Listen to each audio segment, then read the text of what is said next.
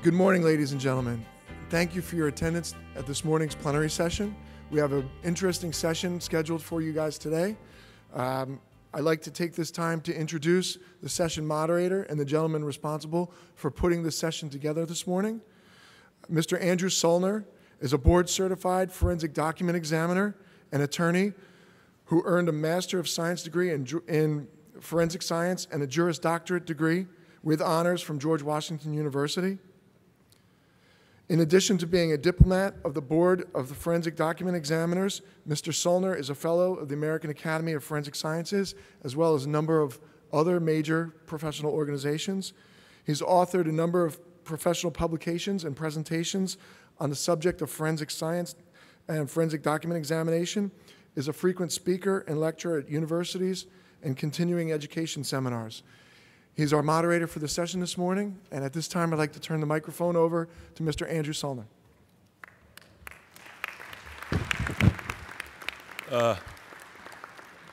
Good morning, everybody. Welcome to the 67th annual meeting of the American Academy of Forensic Sciences. Although I may look like I've attended all of those meetings, I've only attended slightly more than half. At the outset, I'd like to make an announcement that will please everybody. It's from the Manhattan District Attorney's Office in my jurisdiction in New York. The Manhattan District Attorney, Cyrus Vance, Jr., has announced a $35 million program to eliminate the rape kit backlog nationwide. All jurisdictions are invited to apply. Flyers are here at the front of the room, so pick it up before you leave if you're interested.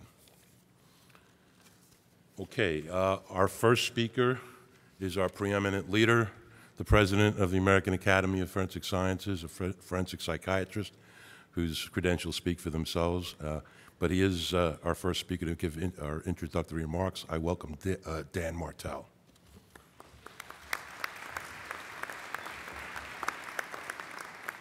Good morning, everybody. I'm delighted to see the room full. This is a great part of my agenda. You know, we're here to celebrate the Academy as a family. And one of the planks of my platform has been to learn from each other. As a psychologist, and the first psychologist to be trusted to lead this Academy, I'm extremely proud to put on a panel that has to do with my profession. I think that this issue of cognitive bias is the greatest contribution that psychology has ever made to the forensic sciences.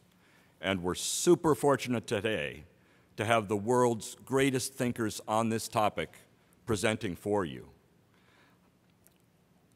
As forensic scientists, we're accustomed to being the people that are doing the study of others. We're looking through the microscope. We're trying to figure out what other people have done. In this situation, the tables are turned. We're the subjects. We're the people being studied. And I think for many of us, that puts us in a somewhat uncomfortable position. Some people equate the notion of cognitive bias with some sort of ethical problem, that you're biased for the prosecution or you're biased for the defense. That's not the point here. The point is how psychological factors prime your brain in a way that unconsciously manipulates the end results and opinions that you come to. So I think where originally a lot of us were a little defensive about this topic, I see this as a critical component to competent forensic work that's going to be a focus of what we do for at least the next decade, trying to recognize it, understand it, and find ways to ameliorate it. And we're going to get into all of that this morning. I think at this point, I'm done with my comments, and I'm going to turn it over.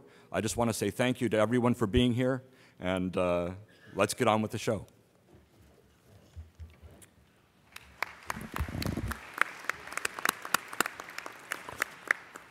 Our first speaker in today's plenary session on cognitive bias is Dan Simon. Dan Simon specializes in the field of law and psychology. He is the Richard L. and Maria B. Crutcher Professor of Law and Psychology at the USC Gould School of Law, and he holds a joint appointment at USC's Department of Psychology.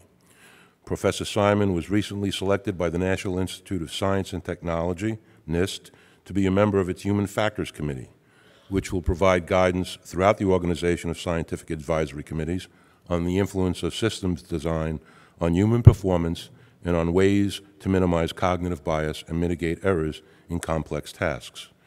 Professor Simon is the author of In Doubt, The Psychology of the Criminal Justice Process, published by Harvard University Press in 2012.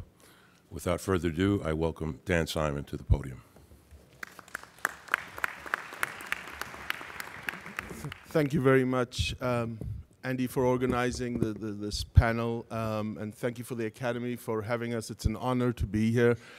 I would like to pick up on Dan Martell's comments about the influence and the contribution, the potential contribution of human factors. And as a member of the Human Factors Committee of the OSACs, we're looking at a wide range of topics, and just one of them is actually the subject of my talk, and that has to do with bias and the potential for bias in forensic work. Now, I think the community is already come to realize that there are pretty much two questions to be asked here. And one has the fundamental question. It's a positive question. It has to do with, do cognitive errors and biases actually influence determination of facts in the forensic setting? The second, if so, what can be done about that?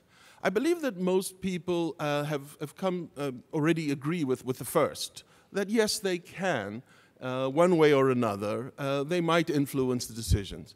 The bigger question, I think, that is facing us is what to do about it, and I think it's also emerging quite formidably that there are feasible solutions that are available and that will be becoming available the more the community engages with one another, and we figure out ways that are smart, that are viable, that are sensible, and that are doable.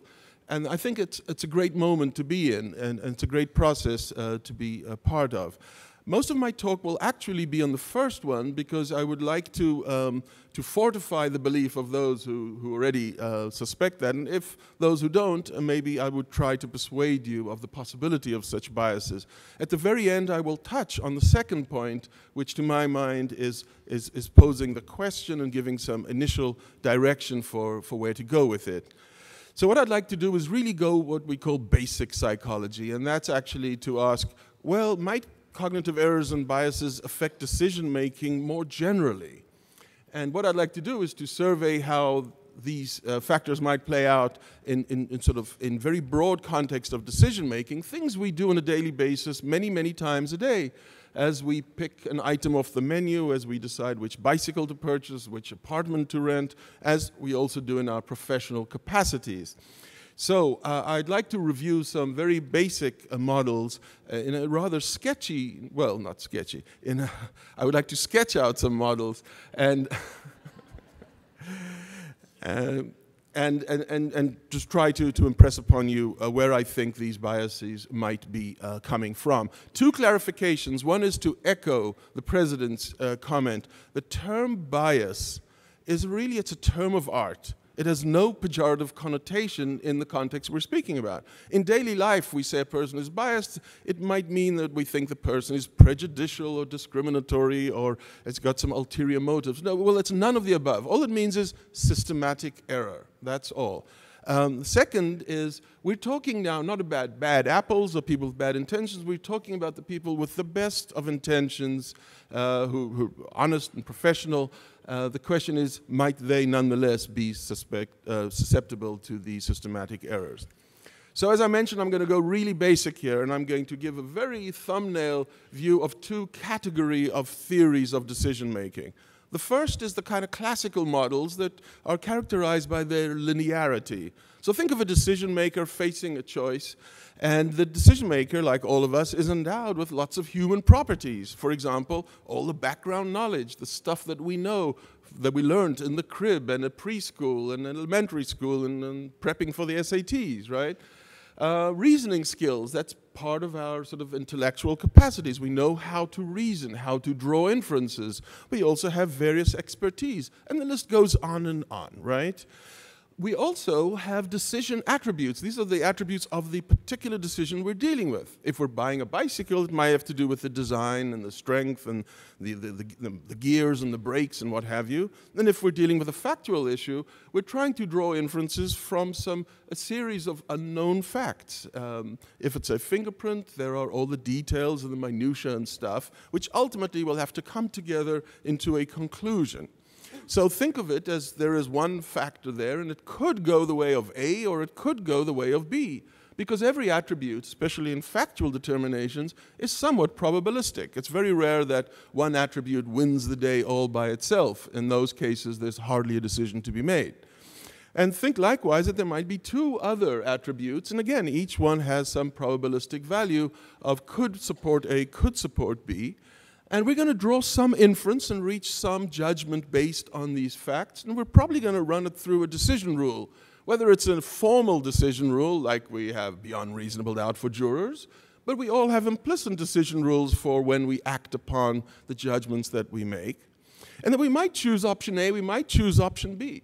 And there you have the nice linear model. You've got the facts that support, in this particular example, the choice of decision A, and we'll draw an inference of A beats up on B, and we'll run it through a decision rule and choose A, and voila, we've made a decision. And this model has some very nice properties to it.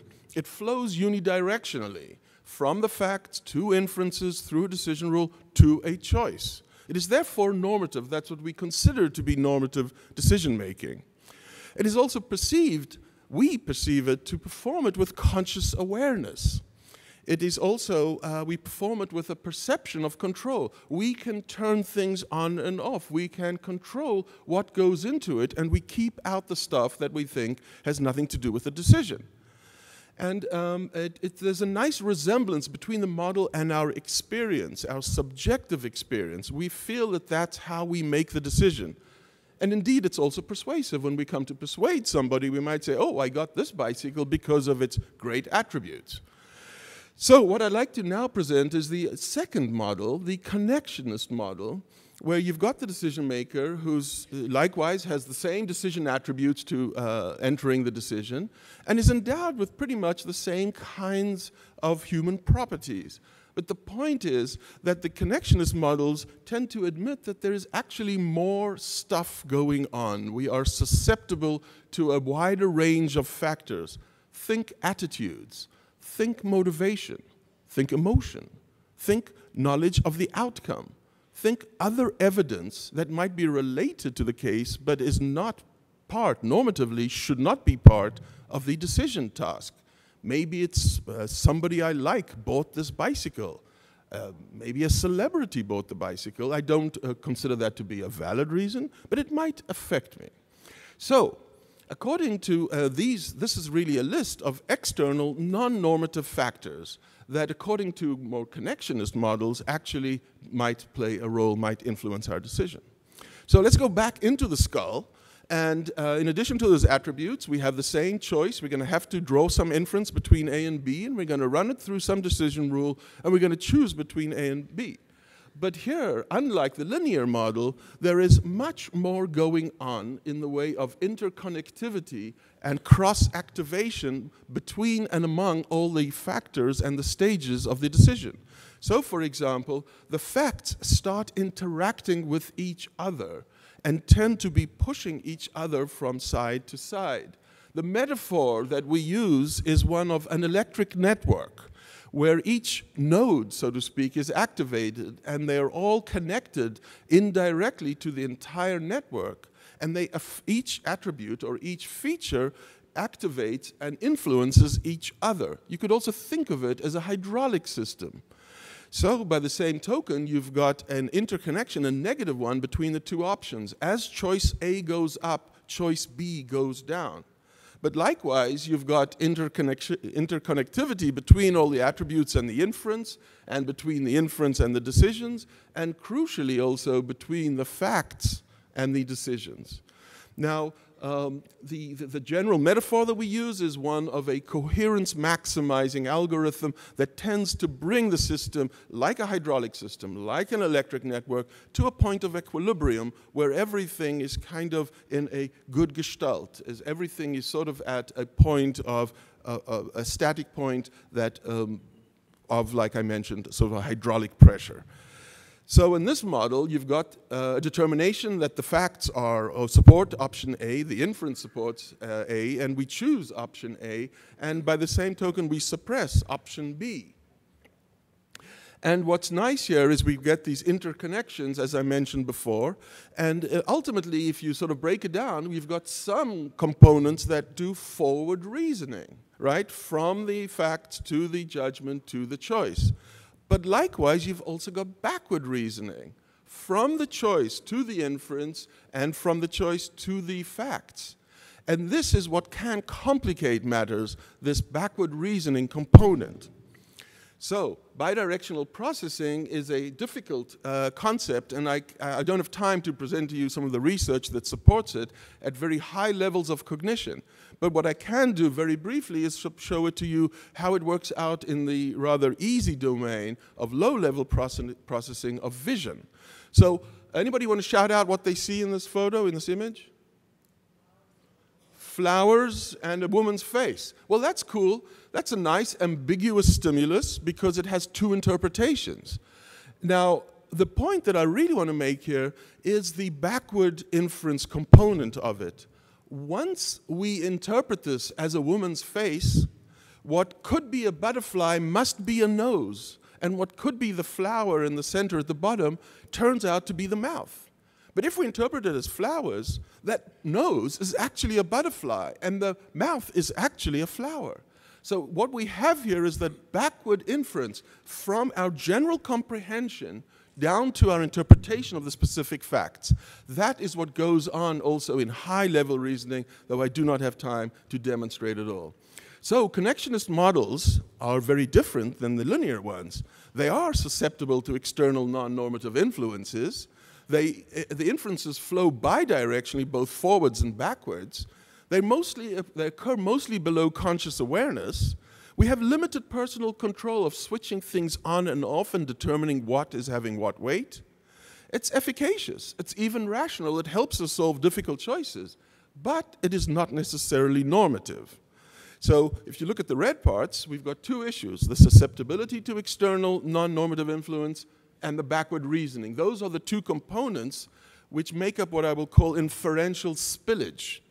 So the non-normativity of the inferential spillage could be of any type. It could be a violation of sort of inferential logic, methods of scientific reasoning, a violation of intuitive, cultural norms of reasoning, or the discipline's operating procedures. And the point here is that it's a kind of a one-two punch. You've got the susceptibility to those non-normative external factors, and you've got the backward reasoning. And this way, our factual determinations might be influenced through processes and by factors that we don't consider to be part of the task.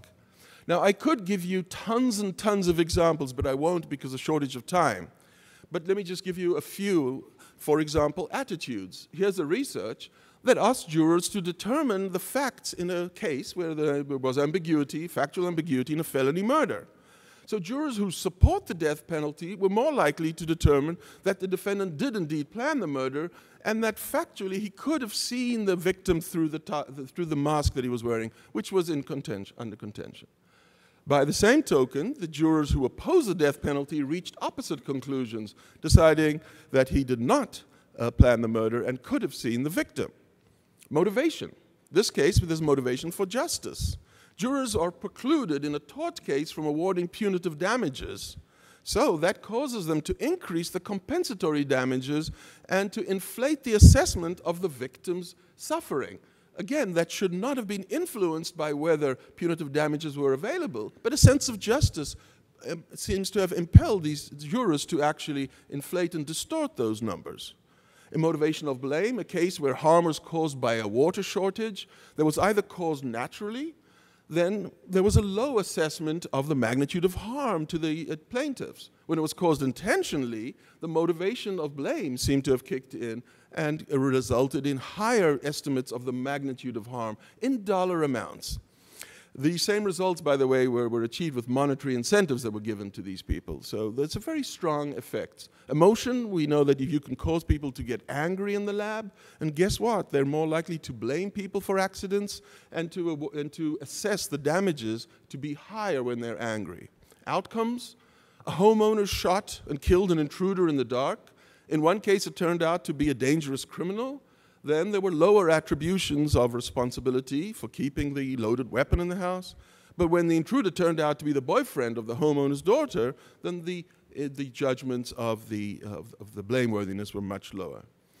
So I'd like to emphasize spillage from other evidence in the case, aka context, because this can be important in the forensic context.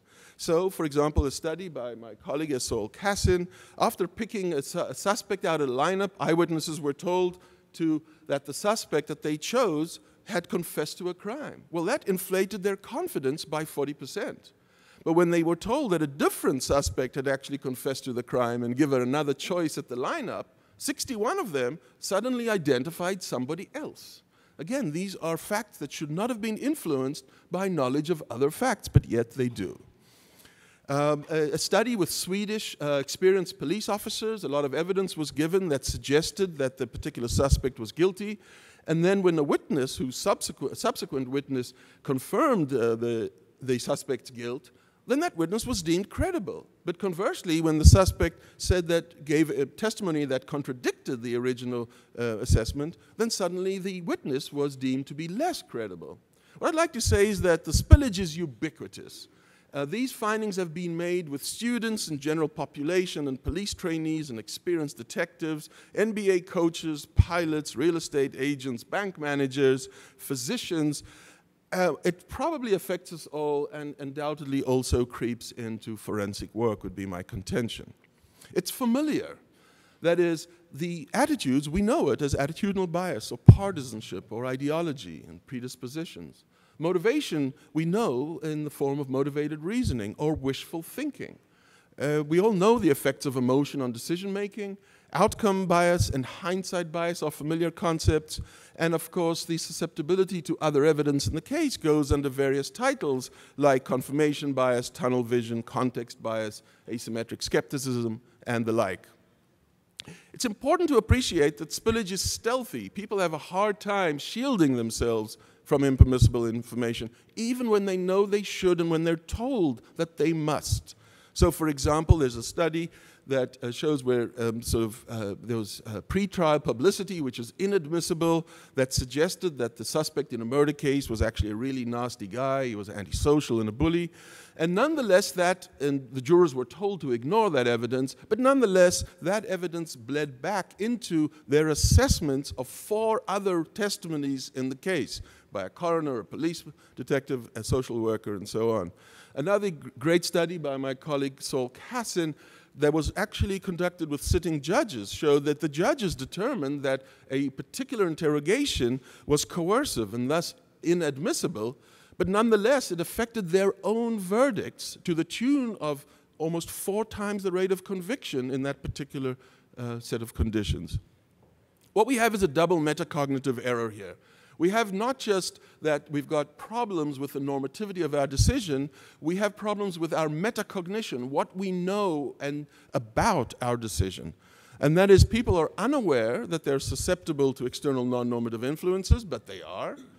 And they're unaware that they are engaging in backward reasoning, but they do. And when I say they, I mean we, and that includes myself. I catch myself doing it all the time. So there's a stark schism between the perceived and the actual decision-making process. And that goes by naive realism. We tend to believe that the world that we perceive is indeed the real world. But that is not the case. And it certainly cannot be the case that we're always right and anybody who thinks the opposite must be wrong and biased. We call this the bias blind spot. There's a lot going on beneath the hood that we actually don't really know and aren't really in full control of. So spillage can be harmful to forensic science. I hope that that's pretty obvious by now. It tends to result in sort of unwarranted determinations of fact, which can, of course, compromise the product that we make. And it can undermine in the long term the scientific endeavor and can hurt not just the reputation of forensic science, but ultimately also scientific independence. So this is where I come back to the beginning, and when I say this is my final slide, and I'd like to point out possible ways to think about amelioration of this problem. So this is this is basically the arena, and we can look separately at three regions. We look at the region inside the skull, the backward reasoning component, and it's a bit sort of, I'm saying this with some sort of sadness, but the cognitive processes themselves are for the most part hardwired, and they're not easily alterable. And debiasing per se is not always the best way to go. I mean, there's no reason not to try, but I think the studies have shown that there's of limited efficacy. We can think about the second region, influences such as attitudes, motivation, and emotion. Those can be taken care of, certainly to some extent, by creating the right kind of scientific mindset, the right kind of culture, the right kind of procedures. That's what scientists do all the time. And these things are feasible, and I think the human factors sort of communities are working towards that. The third region, which might be the most pernicious for forensic work, the one of outcome biases and various confirmation biases caused by other factors and evidence in the case, these are actually, while it's probably the most pernicious, it's also the most easy to tackle. And this is where I'm optimistic, and this is where I think the community has a lot of room for improvement, and some of the fruits are pretty low-hanging. And the point here is that this can be done, that these issues can be reduced somewhat by various blinding and masking procedures. This is not a wholesale approach. It's going to be subject to feasibility and efficacy, and we might address different domains of forensic science with different measures, but this can be done, we believe, in a feasible and relatively cost-effective way. I think it would make the output of the forensic science community more reliable and ultimately make for a better and more accurate criminal justice process. I thank you very much.